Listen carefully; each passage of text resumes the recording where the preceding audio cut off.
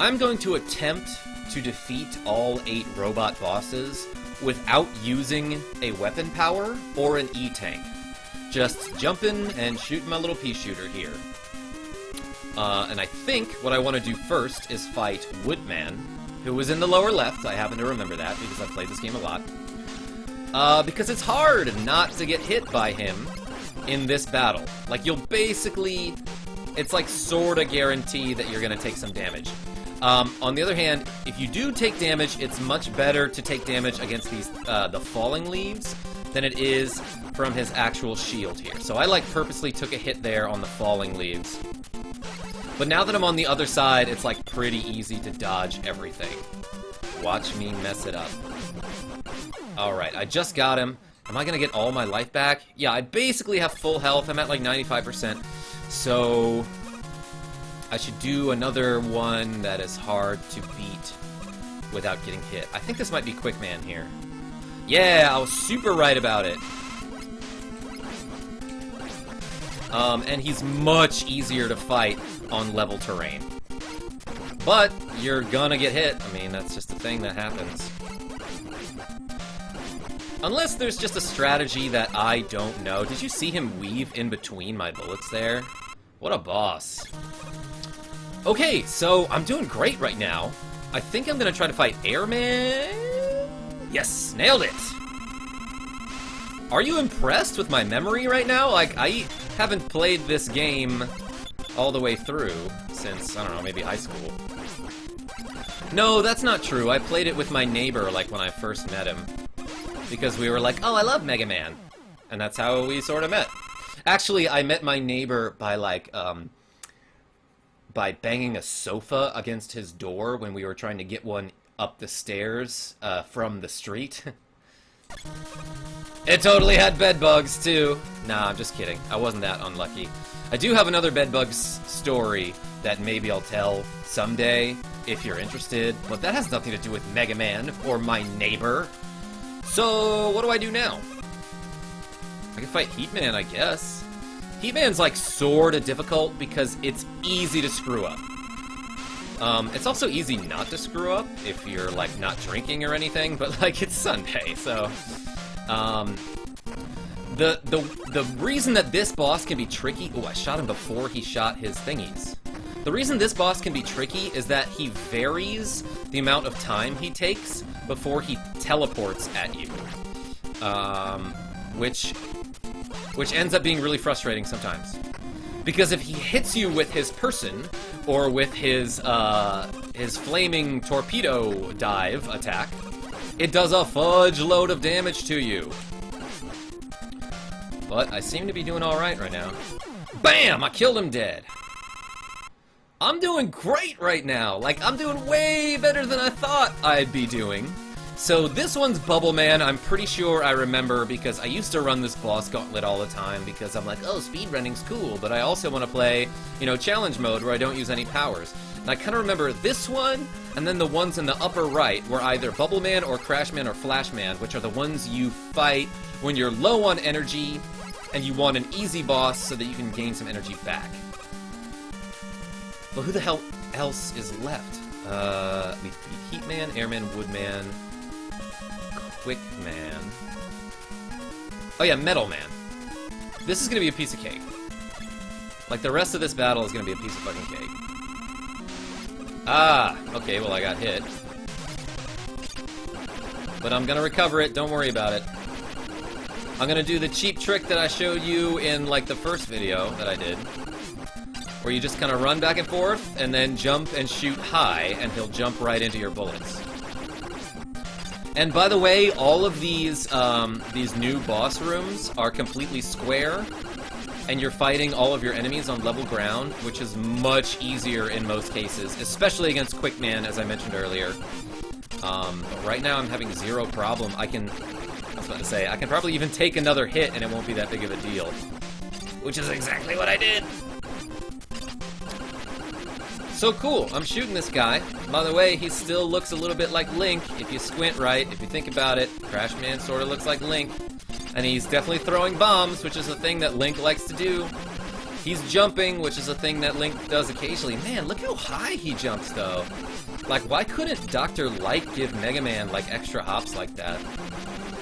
That probably would have messed me up in certain levels where there's, like, where there are spikes on the ceiling. I would have jumped way too high. So thanks, Dr. Light, for thinking ahead, being like, oh, there's gonna be spikes on ceilings, so I'll make sure Mega Man can't jump that high.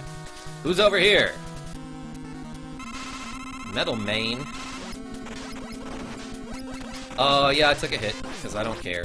By the way, when you defeat the boss, you don't want to be standing on this little portal unless you're doing a speedrun, because you will teleport back to the lobby without being able to pick up your energy pellet. Your food. I should maybe slow down my shots here and, like, place them a little, you know, calculate my shot placement a little better. Ooh, I almost fell back into the portal there. Okay, I don't have, I'm not missing all that much life, and all that's left is Flashman and Bubbleman, which is, like, really NBD. I think, yeah, you can get him to, like, jump every time you shoot him. I don't quite know how that works, but I was sort of getting it right there. Like, occasionally he just won't jump when you shoot him. Like, I have a feeling you have to be pretty close to him in order for that action to trigger, but I just don't know 100% for certain how to get that to work. And yeah, you can just stand over those bubbles as they bounce over you. The trick here when you're shooting Bubbleman as he's descending is to be just below his eye level as you shoot him, so that he doesn't shoot out his little pellet gun thing. Like, see how he's definitely not shooting me right now? Until he gets exactly level with me. Cool! I fucking did it! And now there's another boss here that I'm probably gonna use Metal Blade for. So hey, aren't you impressed with that little thing that I did there? That little show of skill that I did? Which was surprising and strange considering how poorly I played the rest of this game. By the way, these bosses, I love these Dr. Wily bosses because they have no frames of invincibility, so you can just, like, mash as fast as you can and hit them over and over and potentially kill them very quickly. Hey, I'm gonna use an energy tank because I'm, like, almost at the final boss, and there's no reason for me to hold on to those. And right now, it's like, can I shoot him faster than he can shoot me? And the answer is yes. The answer is clearly yes. Whoa, he escaped from his flying saucer attachment peripheral thing that made him much more formidable than just someone in a flying car. And holy shit, there's another stage even further in the basement. Do I have any lives for this battle? Oh, I've got 2, so I can dick around a little bit. What you don't want to do, though, is dick around. Let me back up. The only thing that will defeat this final boss is Bubble Lead. So you don't want to dick around with Bubble Lead until the point where you have no Bubble Lead,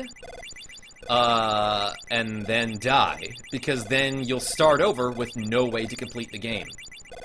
And that was a pretty big problem for me when I was younger, because, like I said, I'd be playing with Game Genie. And obviously I used, like, an infinite lives code or something. But when I died to the boss, I'd be like, oh, that's cool, I could just start over because I have infinite lives. But I didn't have any Bubble Lead. So there was no way for me to replenish that Bubble Lead, and therefore no way for me to defeat that boss. And I couldn't even get a game over and start the level over because I had infinite fucking lives. Anyway, other thing I wanted to show you is that I guess this is like blood or like lava or something dripping from the ceiling. It hurts like fuck if it hits you. Like, that just did like a third of my health right there. But whatever, I'm gonna go in and beat this final boss right now. I have an E-tank. I don't remember this guy being particularly hard, so I'm just gonna run and gun. Like, what I'm thinking right now is I purposely took some damage there so I could just show you, like, don't get hit by the lava, this is what happens. And I could die right now and start over to replenish my life. To be, like, extra safe. But nah, I'm just gonna go in. Also, if you shoot this final boss with your regular weapon, he will heal. His life will replenish. So don't fucking do that. I could show you that, but, you know, figure it out on your own, I don't know. And this is sort of the pattern. It's kind of like a Crash Man scenario where you just run back and forth and jump in calculated ways. I sort of messed it up there. I kind of messed up the timing there, because that's easy to do. But yeah, you want to jump at the same time that you dodge one of his shots. And he's pretty powerful, by the way, so I don't know how many of those hits I can take.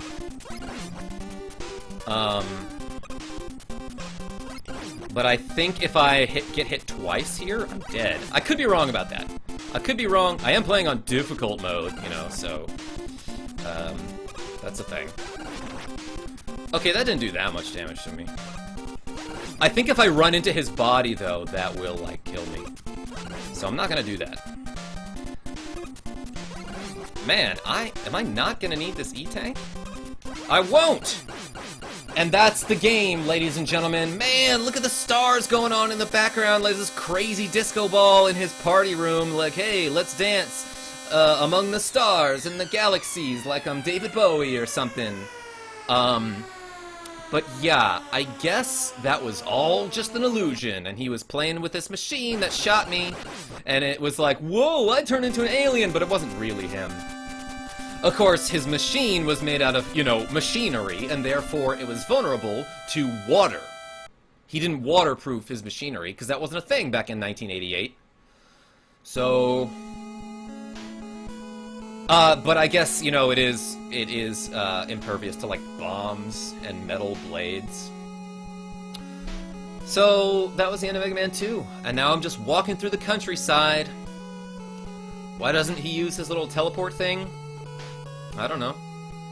Probably just because he wants to see the scenery. He just wants to go for a walk. Now that this game is over. Now that his battle and his journey are over. And man, look at all the seasons changing and shit. This is like one crazy week of weather right here. And those petals, those pink petals are so beautiful. And now it's raining. He's sort of like a chameleon where he changes his color based on his mood. And his mood is very dependent on the weather. I don't exactly know where he's going or like what this picture is a picture of. Like it's just some backwoods village where he grew up as a child, and now he's going back to the farmland to live a simple life. Without his helmet, without his hard hat, which is dangerous. But hey, I'm gonna let these credits roll and read some names like Masanori Sato. I'm not gonna read too many names. Thank you so much for watching my playthrough of Mega Man 2. I know there's like a million playthroughs of Mega Man 2 on the internet that you could have watched, but you chose to watch this one, as well as the other ones, maybe. But still, you watched this one, and that's kind of neat. That's saying something. And I really appreciate that. I am now remembering how much I fucking loved Mega Man as a kid, and I think... Like, if you had asked me what my favorite video game was when I was 6, 7, 8, 9, 10, 11, 12, 13, or 14, I would have been like, oh, Mega Man. Mega Man is the best series. I don't know about that. Definitely when I was, like, young, I would have been like, Mega Man is the most fun. It is the funnest game, it has the best music, the controls are crisp and sexy. I probably wouldn't have said that when I was younger. But it's just something you could pick up and play, and it's always a good time, no matter what. You know, like, I'll go back to these RPGs that I know and love, and even like, my favorite RPGs, like Chrono Trigger and Final Fantasy VI, will occasionally have that one part of the game where I'm like, yeah, I gotta go through this part, but trust me, it gets better after this. Mega Man doesn't really have that. Mega Man doesn't really have any area of the game where... Sup, Fishman, I see you. Mega Man doesn't really have any area of the game where I'm like, ugh, okay, I have to do this guy's level now, and that totally sucks. I mean, I know that's what I said when I had to play, like, Quickman and Heatman stage, but I mean, I actually think this entire game is fun. So, I guess what I'm trying to say is, like, buckle up for a lot more Mega Man on this channel. Hopefully you're a Mega Man fan, or you're at least enough of a KarmaJolt fan that you can tolerate any game I play.